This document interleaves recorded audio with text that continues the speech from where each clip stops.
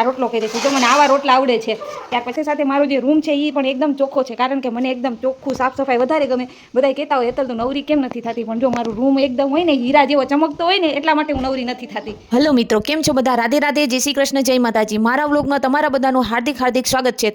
જો આ છે અમારી ગેલેરી, પાછળનો ભાગ છે ઘરનો, અને અમારા ટબુડો જાય રમે છે.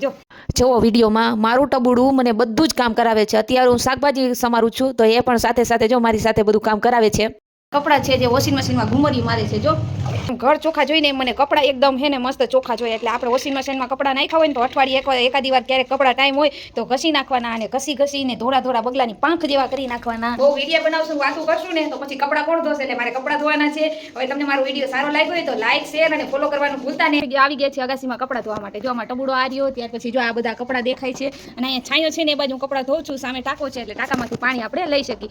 હું વોશિંગ મશીનમાં કપડાં નાખી દઉં ને તો અમુક સફેદ કપડાં હોય અથવા તો મારી પોલીસની વર્દી એ બધા ક્યારેક થોડાક મેલા રહી જતા હોય, એટલે થોડાક વરિયા એના રહી જતા હોય, એટલે હાથેથી ઘસવાની મજા આવે. અને જ્યારે જો હું આવી રીતના અગાસીમાં કપડાં ધોવા આવું ને ત્યારે મને એમ થાય કે જાણે નદીએ કપડાં ધોતા ને આપણે ગામડામાં, એવી મસ્ત મજા આવે. તો હવે આપણે ધોઈ નાખવાના છે કપડાં, પછી આપણે ફ્રી થઈ જવાનું છે અને આરામ કરવાનો છે.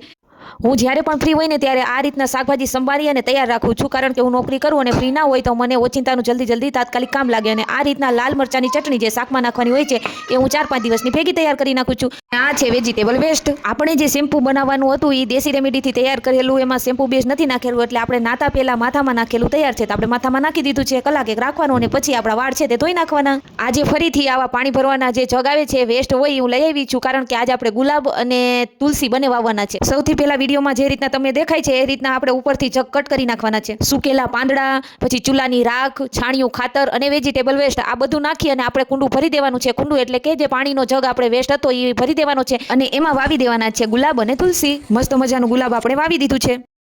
જો મેથીનું શાક ચડે છે, અવિનાશ માટે રોટલી કરી નાખી છે, મારા માટે આ રોટલો કરી દઈશું. જો મને આવા રોટલા આવડે છે.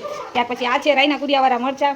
હવે જો અગાસી જેમ સાફ સફાઈ કરી નાખીને એમ જો આ મારું કિચન છે, રસોડું એ એટલું ચોખ્ખું હોય છે. ત્યાર પછી અહીંથી અગાસીમાં જવાનું. આ છે મારો નાનો એવો રૂમ. જો ઢબુડો કેવો સૂતો છે. જો સાથે અગાસીની સાથે મારો જે રૂમ છે એ પણ એકદમ ચોખ્ખો છે, કારણ કે મને એકદમ ચોખ્ખું સાફ સફાઈ વધારે ગમે. બધા કહેતા હોય હેતલ તો નવરી કેમ નથી થતી, પણ જો મારું રૂમ એકદમ હોય ને હીરા જેવો ચમકતો હોય ને એટલા માટે હું નવરી નથી થતી. અહીં મારો વ્લોગ પૂરો થાય છે. આવજો, જય શ્રી કૃષ્ણ, જય માતાજી. ફરી મળીશું, અને વિડીયો ગમ્યો હોય તો લાઈક, શેર અને ફોલો કરવાનું ભૂલતા નહીં. આવજો મિત્રો.